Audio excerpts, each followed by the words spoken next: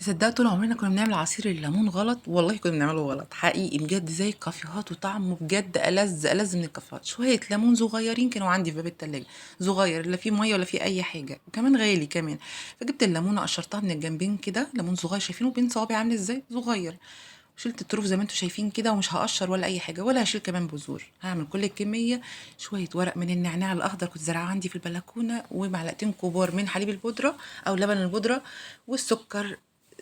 حسب الرغبه هنحط في الخلاط بتاعنا الليمون وورق النعناع والحليب البودره.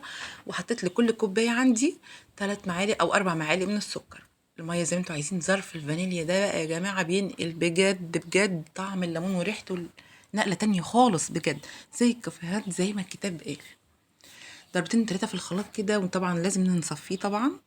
شايفين مكعبات تلجك بقى والشوب بتاعك وترنشات الليمون وورق النعناع، ويلا بقى حطي الكميه اللي انت عايزاها.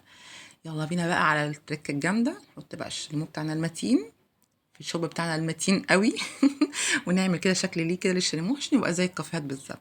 بجد كنا بنعمله غلط يا جماعه، جربوه بالطريقه دي.